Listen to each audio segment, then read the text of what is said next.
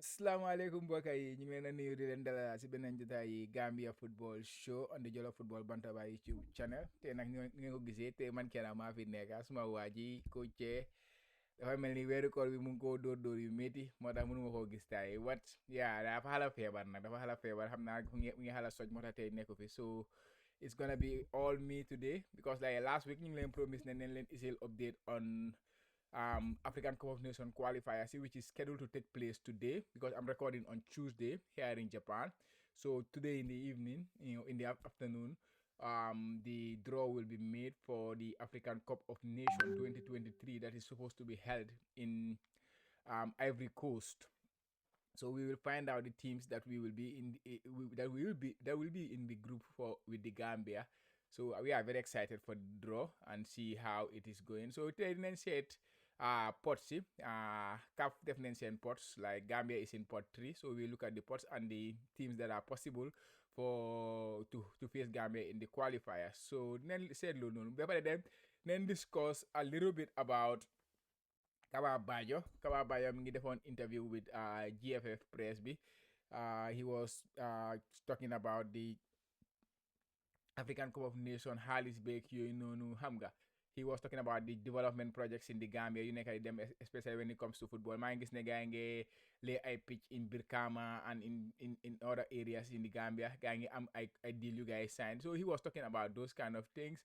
And because yeah, of course, election bang what I knew. I think this is the year of the elections for GFF. So of course, there is always gonna be a lot of movements in their part. But yeah, ñu dañoo seet rek lan la affaire bi lan la wax foofu noonu lan lañ fa mën a jëlee ak yooyu noonu ñu discuss guy a little bit. And then we will look at the Gambia National Leagues, that is the local league, the GFF League Division 1 and the GFF League Division 2. And then finally, we will look at our foreign-based players. How are they doing in their respective teams in Europe? Some were in action this week, and yeah, and a couple of them am nañoo jot nañoo score goal ku mel ni Assane Cissé ku mel ni Ablaye Sanyang in France ñooñu yëpp jot nañoo score goal. So then discuss ñooñu noonu a little bit, and then we give an update on all the other players naka gaay def week bii nii. So guys, don't forget, if you are new around the Jollof Football Bantaba YouTube channel, please hit that subscribe button. It helps this channel move and it helps us grow. And also, if you like what we do here, please always give us a thumbs up. It really helps, guys. So, without further ado, guys, let's get right into the discussions. First, then you start with Kaba Bayo. Yeah, Kaba. Mi ngi am interview at GFF Press bi. If you have not watched the interview or if you have not listened to it, you can go to the GFF official Facebook page. Guy post nañ ko seen Facebook page bi. It was a very long interview, about 1 hour interview. So I was listening to this interview from Kaba and then try to pinpoint things. So he was talking about, firstly about development projects yu nekk di dem because ñu ko gisee right now stadium ak yooyu noonu rakalaale when it comes to playing grounds in the Gambia is very limited. We don't have a lot of playing grounds in the Gambia, especially for our national leagues.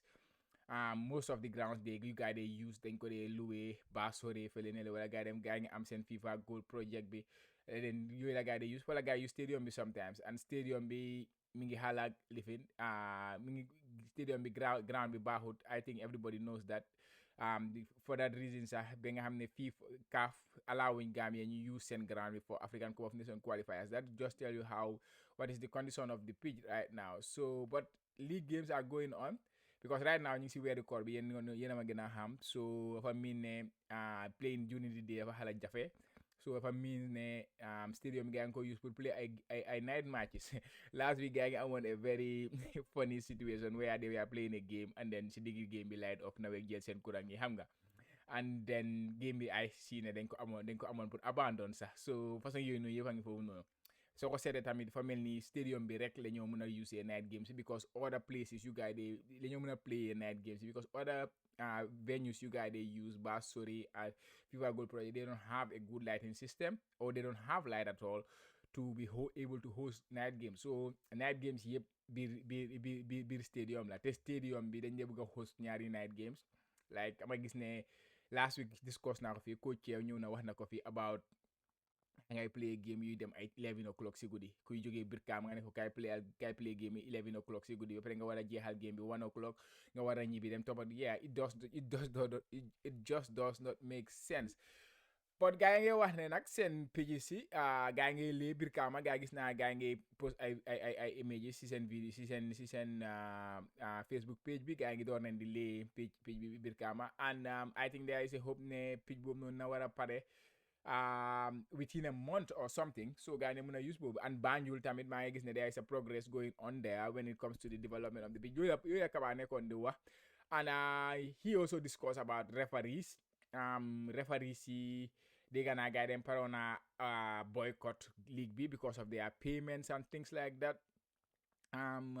Kaba lu mu doon wax foofu noonu moo nekk ne moom bu moo jël position bi referees yi $200 yi la gaa yi jël leen daan fay gaa yi yeah I had that it was crazy $200 yi la ñoo fay referee per match and then moom léegi raise na ko to about $800 yi during that time. But referees ñu ne they want more, they want $1,500 for a game, so or else they gaa yi ñoo lifin. But mi ngi wax ne loolu amul fenn ay affaire yi politique la keneen nekk fële ni la di politique ak yooyu noonu. I don't have any inside story about that. I don't have any inside information about that. But yeah, just tell how where we are when it comes to the league, and it is very important that National League, the Gambia National League, guy, you find a way to monetize this league. Understand?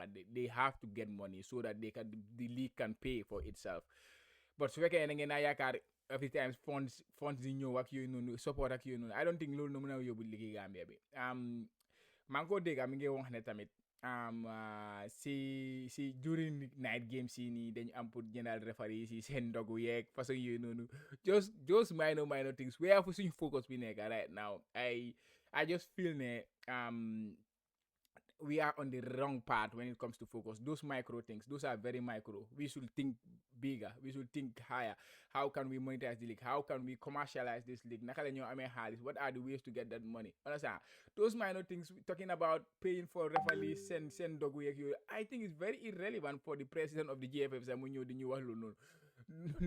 Ndogu Gambia we all know $100 yi romb ko $100 yi mën ngaa jox nit mu ndogu bem pare so su fekkee ligue bi munda phone loolu noonu wala munda ignore those kind of little things mu focus on the bigger things then I think we have a big problem bu ma déggee interview bi si loolu noonu that was something I pick on that when it comes to like the organization of these night games and things like that.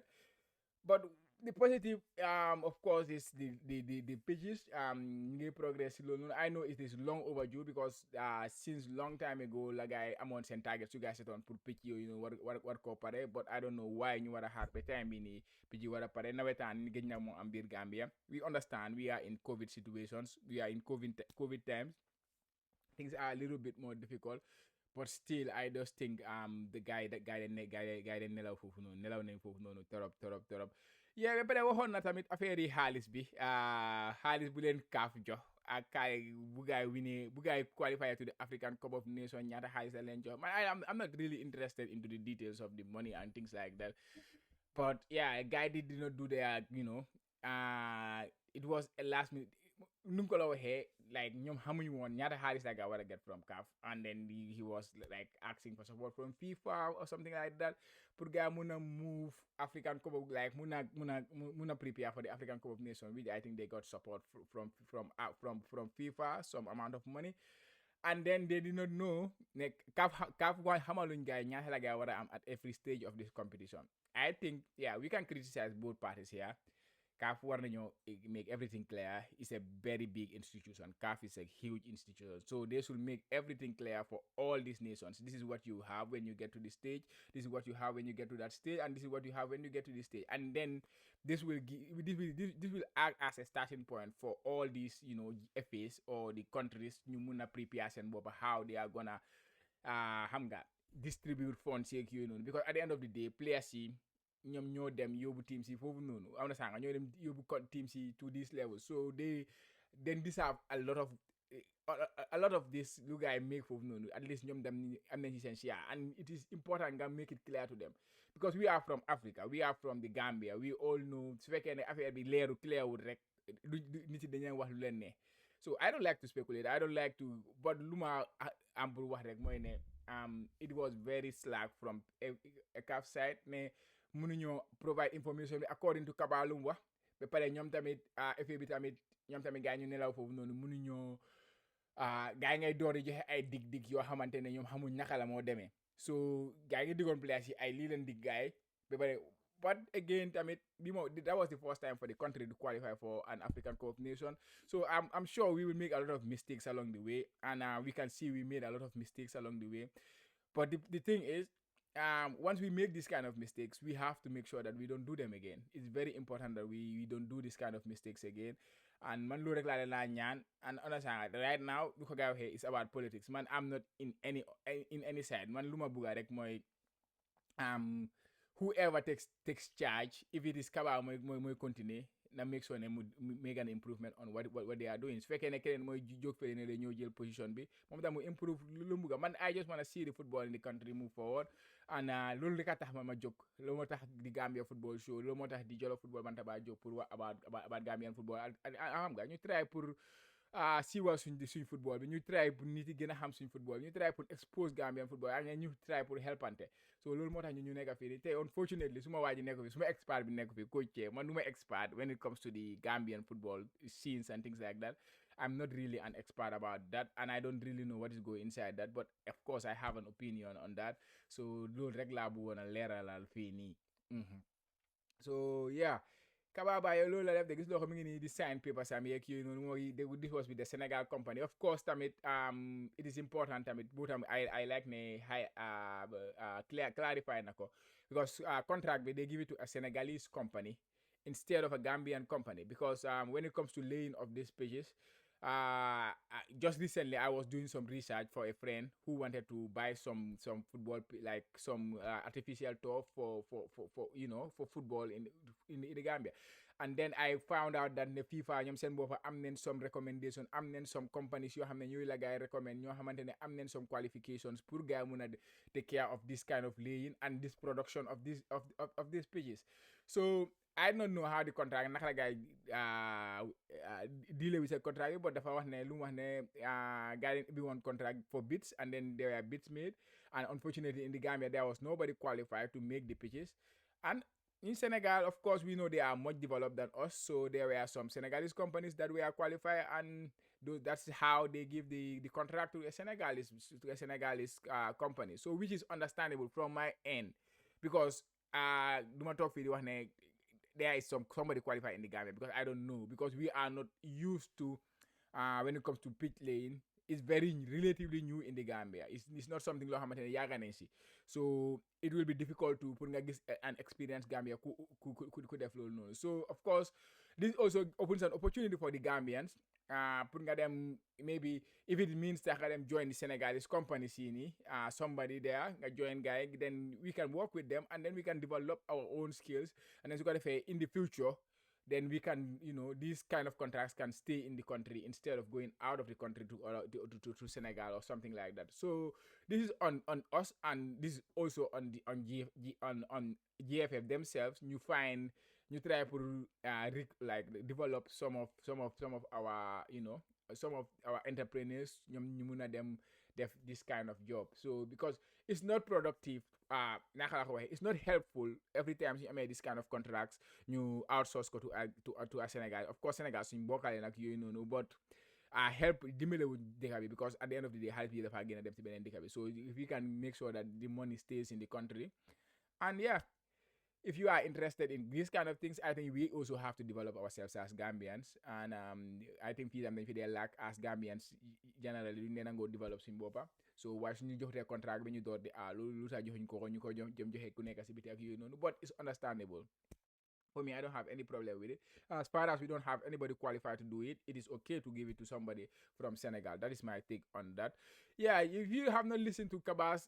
interview on the Gambia team and the GFF and the elections that is coming and things like that please listen to his interview like I say man I'm on bench side man nekk on bench side I'm just a Gambian who wanna see Gambian football move forward and that is what I'm talking about so I'm not here politicking for any of them so yeah so lola so next you move to the national team so then remember we play in the last international break ñu ngi amoon game and we played against Chad. It was a very nail-biting stuff because we played two legs. Both legs were away from home. One was played in Cameroon, and the other one was played in Morocco. And fortunately for the Gambia, we made it to the next round of the qualification. It would have been very, very, very, disgraceful. So you want to talk. So you see qualifiers, the first round of qualifications, preliminary qualifications. You eliminate you by Chad. It would have been very sad. And we were this close to getting eliminated, because in the African Cup of Nations qualifiers, as we know, there is what they call what is it called away go rule. Of course, when team play with the Kamsale, but there is still this away go rule. I don't know why, but that is the case. And Gambia's home leg was the second leg in Morocco. The first leg was played in Cameroon. Gambia won the first leg 1-0. And then we were losing until the 90th minute in the second leg in Morocco, until we had a last minute equalizer from Asan Sise from the penalty spot. So we would have won that. We would have lost that game 2-1, and then we would have gone out on away goal if Asan did not score that pen. But fortunately, that did not happen. So you have me looking for mom looking for. Now today, Taylor draw what happened. The draw for the African Cup of Nations 2023 qualifiers. 48 teams no make qualifications. 48 teams no make qualifications.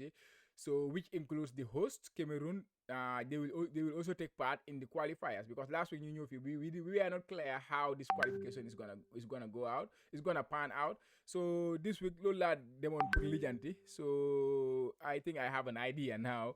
So Lola dem buga wahal ni. So basically these are the 48 teams that are gonna take part in the qualifications. You have Senegal, Morocco, Nigeria, Egypt, Tunisia, Cameroon, Algeria, Mali, Cote d'Ivoire as host, Burkina Faso, Ghana, and DR Congo. These are the teams that make up pot 1.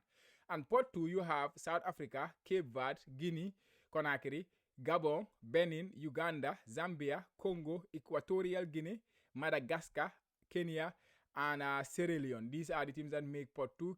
I will come back to Kenya with their yellow and asterisk.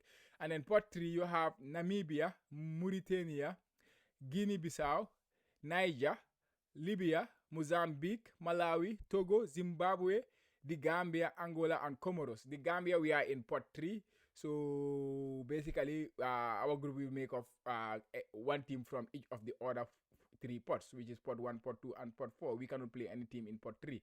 And pot 4, you have Tanzania, Central African Republic, Sudan, Rwanda, Burundi, Ethiopia, Eswatini, Lesotho, Botswana, Libya, South Sudan, Sao Tome, and Principe. So these are the 48 teams that are going to take place in the qualifiers. 48 teams going to take place in the qualifiers. And like I say, you see 2 teams in yellow, Zimbabwe and Kenya. These teams, because they are on the FIFA they have a ban right now. So unless FIFA new lift ban be, they will not be able to take part in the qualifiers. And they were supposed to be in the same pot, I believe, but because they don't want these to no, sorry, I made a mistake there. They are in different pots, but they cannot be in the same group. When they make the group, these 2 cannot be in the same group, because they don't want to have 2 teams that are subjected to ban. That are subject to ban. Like they are currently facing a ban. They are possibly facing a ban. Unless the ban is lifted, then they can take part on the competition. So they don't want to have a group where both of these teams are in the same group. So they cannot be in the same group. I don't know. I think it's always about, government interfering with their football and things like that. That's why FIFA, the England ban, But we will see how that one pans out. And Ivory Coast, they are the host, but they will take part in the qualifiers. That is also important to note. The reason Ivory Coast will take part in these qualifiers is because their FIFA ranking depends on this. So whatever they do during this qualifiers will dictate where they rank in FIFA, and that FIFA ranking they have at the end of these qualifiers will determine which pot they are gonna be. If they will be in the African Cup of Nations 100%, even if they don't finish first and second. So if they finish if their ranking is down, maybe they will not be in pot 1 when it comes to the African Cup of Nations qualifiers. So that is why they are in the qualifiers, but they are not there to qualify, in other words. So yeah, that is how the group. That is how the pots are panned, and the pots are made. And yeah, it will be a very interesting draw. Senegal, of course, is the number one ranked team. That's why you see them at the top of the pot. And yeah, so it is very very interesting. So I will show you again. This is how it is with the countries with their flag. So Gambia can be in a group with Senegal. I know when actually last time discussed the Gofini, but Munemon with Senegal as a group B because at the end of the day this is qualifiers. We want to be in the competition. And I understand his point and it's very valid point. I would rather not play Senegal now. I would rather see them in the competition because they are so powerful. They are very powerful in African football right now. They are the African champion, defending African champions. They have already made it to the World Cup. They eliminated Egypt and they are going to the World Cup. And we know we see their players in Europe. They are doing exceptionally well. Sadio Mane, Ghana Gay, Edward Mendy at Chelsea. They are doing exceptionally well in their club football. So yeah, it will be very difficult to play Senegal right now. So like Chelsea, I will avoid them for these qualifiers. But looking at pot one, Suma don't choose man. One team la new Gambia group in Gambia's group. I will say uh DR Congo will be one of the teams that I will consider. DR Congo and even Cote d'Ivoire, I think they could be a good tie because they are already qualifying the competition. But the issue with qualifying, the issue with playing in the same group with Ivory Coast is they finish outside, if they finish if they finish outside the top two, then there is an issue because if Ivory Coast finish third in our group, then there is a possibility of Gambia not qualify. Like for example, Gambia finished second and Ivory Coast finished second finished third in that group. There is a chance because the worst team that finished second will be eliminated from the competition. So it does not make much in Bohega group, but yeah, it doesn't make a lot of difference to be honest. I think it does not make a lot of difference. But yeah, I will take them because they are already qualified. So maybe that will give they will play with less pressure because they know they will be in the competition anyways if they win or if they don't win. So there is less pressure on them to play. But also maybe that like we will be more hungry to play in the competition. But it could be tricky. Sometimes teams with less pressure are the most dangerous teams to play against. So I would say I will stick to Democratic Republic of Congo. Not that I don't rate them. They are a very good country too. They are a very good team. They have a good history when it comes to African football. Like when they were at Zaire, they were exceptionally good. They qualified for the World Cup sometime back. And they were also in the World Cup qualifiers. They went all the way to the last round of the World Cup qualifier. Unfortunately, they were not in the African Cup of Nations last time. But yeah, the World Cup qualifier they did pretty well. But yeah, if I'm looking at the teams in pot one, I think DRC is the team that I would rather have in my group than Senegal, Morocco, Nigeria, Egypt, Tunisia, Cameroon, Algeria, even Mali, Cote d'Ivoire, Burkina Faso, and Ghana. Yeah, I will have DRC. Ghana is not the worst, but they are on a high now, and they have some young players who won the African Cup of Nations under 20 last time out, and those are the players that are making up their team right now. They are doing very well in terms of grooming them. They did not have the best of African Cup of Nations, to be honest, but they could be a dangerous side to play. So I will take the RC in pot one. And looking at pot two, we used to have some good ties with Cape Verde. South Africa too, I'm not so worried about them. I know they were not in the African Cup of Nations last time, but uh, yeah, we have played them few times, and it's not a country that really I would say and I have some beautiful South African friends to be honest, and they are quite good, but their league is good and things like that. But right now I don't see a lot of players from South Africa that are making like big statement in Europe and things like that. So maybe they are doing it in the South African league. But yeah, they are not a bad team to get. Yeah, Guinea, we had a good time at the African Cup of Nations. So we eliminated them in the quarterfinals or in the second round of the African Cup of Nations, and they could not believe it. So yeah, I will have a second round with them, and I'm sure that it was not a fluke. But you never know. Gabon, Wamia. Yeah, in this spot, to be honest, I will take a team like Uganda or Sierra Leone, even Kenya. Yeah, even Kenya, Uganda, Kenya, or Sierra Leone. I think these are the three teams I would take. So I would take Sierra Leone. I would want to see them qualify because yeah, I have some Sierra Leonean friends as well. So But yeah, I will take them in this group, to be honest, in this pot. Pot three, yeah, of course, it's gonna be Gambia, so we cannot be grouped in any in with any of these teams in pot three. And looking at pot four, some nice teams there: Tanzania, Central African Republic, Sudan. They were South Sudan. It was South Sudan. Was African Cup of Nations. Rwanda, Burundi, Ethiopia, Eswatini, Lesotho. Lesotho, we used to have, I think our biggest win in football history in the Gambia is against Lesotho 6-0. I can remember I was in the stadium for that game when Sefo Soli scored that long range. I think Jato Cisse scored two himself too. Yeah, it was a great game. I can remember that. So I would take Lesotho again. I would want to, roll back those memory. Liberia too, I have nice memories of them. Liberia, I think my first ever game watching Gambia play, the national team, was against Liberia. And George, what his name? George Weah. Yeah, he was playing, and our goalkeeper that day was George Loba. He had to go off injured because of a shot that George Weah took from long range. I can remember that fondly in my memory. So they are also a team to I would like to roll back some memories. But yeah, in the group I would take Lesotho. I think I would take South Sudan, South Tome, and Principe. But yeah, Lesotho, just for that 6-0, trying to do it again. Yeah, I would take Lesotho. That is it. So let's see how the group pans out. The draw is today. So hopefully we will have a very nice group and we will progress into the next round of the competition, guys. Yeah, I'm looking forward to it. So next, we will look at the National League, the GFF National League. We start with GFF Division 1. Yeah, in the weekend, Elite United gaa ngi doon play ak Hawks, gaa ngi ñaaka 2-1. Team ceebi gaa ngi jël doole, gaa ngi lose on last a couple of games, leen lose on ay ñaari games. Steve Bigo ak Banjul United, game boobu moo nekkoon start light them. Brikama United, they won against Fortune 2-0. Waa Banjul 0, Team Rhino 0, Gamtel 1, Marimo 2, Falcons 1, Real de Banjul, the table toppers 2. So if you look at the table, Real de Banjul, they are at the top with 29 points. Brikama United, they are coming up with 28 points. They have only suffered one loss this season. And then you have Hawks with 26 points, Gamtel with 22 points. That is how the table at the top is looking.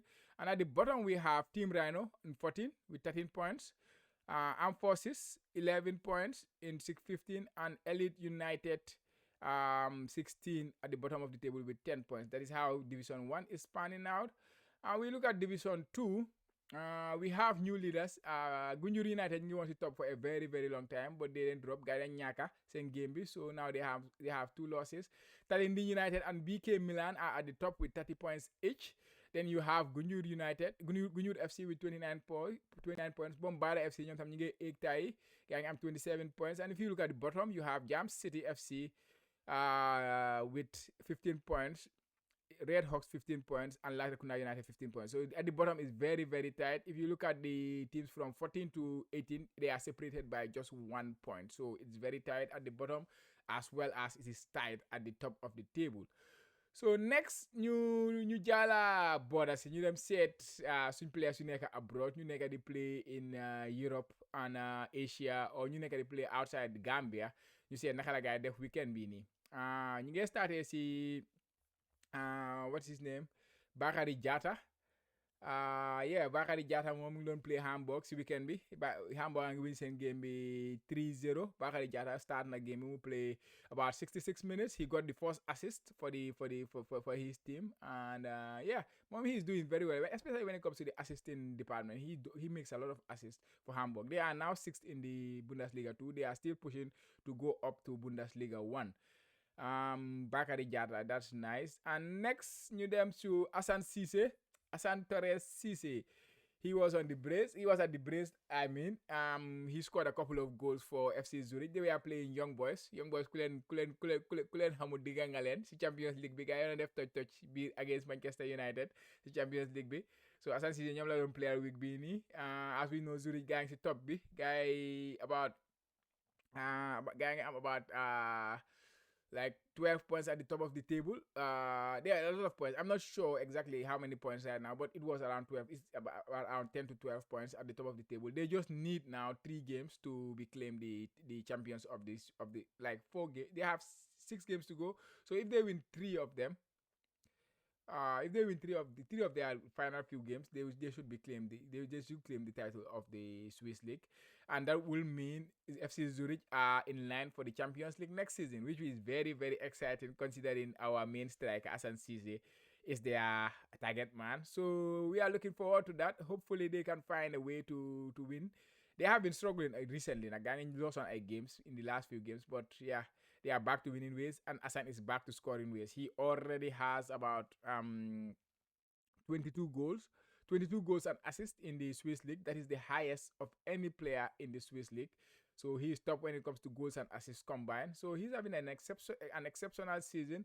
So long may it continue. Asan Cisse, keep going, bro. And next, you said Ablay Sanyang. Lai Sanyang moom mi ngi play biir France Grenoble Foot in the second division of France ñoom it ñu ngi doon play gars yi win seen game bi 3-0 moom tam ñaar la score si game boobu noonu ku ko moom mi ngi woon si last team bi bu ne woon play against Chad. He was in the squad, and yeah, he came on in some of the games, especially after bu Steve gaañu noonu moom moo dugga si woon, and yeah, he scored 2 goals, which is nice to see. Congratulations Ablay, keep it up. He plays for Grenoble Foot. Grenoble Foot tam ñu ngi fa am beneen player Adama Tamba si seen female team bi. Adama Tamba mega yeah, one of the star players when it comes to female football in the Gambia. Mi ngi play Grenoble Foot. So yeah, and next ñu check other players, I guess. Ibu Adams moom FGR ñoom tam they survived a very big loss last time. They have been losing a lot of games. They have been losing a lot of games. They survived a heavy one. And he played the 90 minutes, got a yellow card. But yesterday, I'm going to play at. So, mu start at it. Mu play 90 minutes. They won 2-0. They are back to winning ways. And Ibu Adams was man of the match for that game. So, yeah, kudos to Ibu Adams. Keep it up, bro. Same for Ibu Ture. Mohamed played 90 minutes back to back. That is in the weekend and yesterday. So, within 3 days or within 4 days, playing 90 minutes.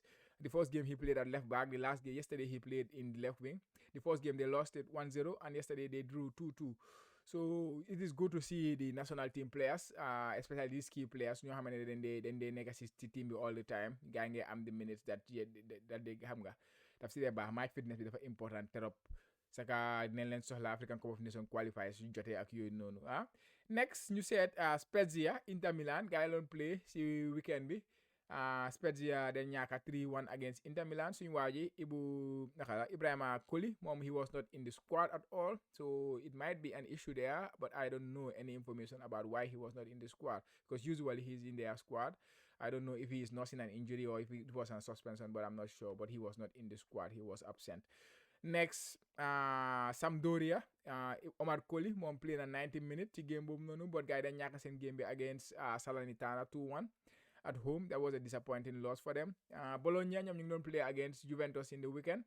Bologna draw 1-1. They were leading the game until the 90th minute before Vlahovic equalized for Juve after Bologna got 2 red cards on the same incident. Within 10 seconds, they got 2 red cards. And suñu waa ji naka la tudda Musa Baro dugga na si game boobu mu play last 30 minutes la play moo replace seen goal scorer bi that was Marco Arnautovic moo score guy in the second half. Then mu replace Musa Baro replaced ko for the last 30 minutes, but Musa Baro bu moo dugga si la guy am red card bi, so he could not even have a lot of touches of the ball. So lu fa nekkee woon rek mooy defend ak yooyu noonu, so impact bi, but thank God they still hang on and they got the draw, and it was in Juventus. It was away to Juventus, so 1-1 is a good draw for Bologna. Next ñu dem Belarus, suñu waa ji Dembo Dabo mi ngi start season bi with a bang. 3 games that play on, mu score in every single game, but unfortunately this weekend guy dañ ñaaka 1-0, and this is the 4th game that he failed to score this season. So far mi ngi am 3 goals in 4 games this season. So le fàttali ko gisoon ngeen goal am bi last week, that goal where he did amazing run katana ay ñaar ñetti nit bees leen ba wàccee goalkeeper bi bare chip ball bi si biir goal bi. Yeah, that was a beautiful goal from Dembo Dabo. So he's doing very well, but team ambi this season guy ngi struggle. They have 4 games, 1 loss, 2 draws and 1 win. They are the defending champions of the Belarusian league. They have not had the best start of the season so far. And next, Mo Baro. Mom time get minutes because he started me initial stage. You see, he plays for Jobung Motors in South Korea. Small neighbors if he rek. Hanga Japan, South Korea, mom defa jege. So Minge get minutes. Last game we played in 90 minutes. This is the first time we play 90 minutes the season with Dore. He started me initially next one his squad bisa, but now he's back and he scored last week. This week we play 90 minutes. But their game ended in a draw. 0-0 la match bi jeexee. Next ñu dem Boa Vista in Portugal. Use moom it dugg na second half last 35 minutes la play. But gars yi dañ ñàkk seen game bi. 4-0 and bu ma dugga game baa ngi woon about 4-0 about 2-0 sorry. Real Valladolid Janko Seydi moom it play na Real Valladolid 15 minutes la play si last 15 minutes yi moom it dafa mel ni ñàkk na spot am bi si team boobu noonu but hopefully he will regain that spot. And Germano Serie A ñoom finish nañ seen Belgian league bi and they finish 17 in the table. That is second to last on the table and now they have to play a playoff game. And we will see how that one goes, guys. Tey nag show bi nii la tey man kenn la fii nii, guys. I hope you enjoy the show. I hope I did justice to the Gambia football show without my expert coach here. So yeah, but leen faate guys fekkee da ngeen new da ngeen bees si channel bi yéen a ngi fay doog a ñëw don't forget to hit that subscribe button su fekkee like ngeen tamit li ñoo def fii nii di triple easy information or di triple easy news and update Gambians about Gambian football. Please make sure to give us the likes and give us a ratings, give us comments and tell us what you think we should do, and guys yeah, affaire bi tey fii laa ko emal man kenn la fii nii so man la woon Chama so bi may naa joxaat jotaay ba beneen yoon. Hopefully Gambia have a nice draw and see you guys. Ciao man, bye.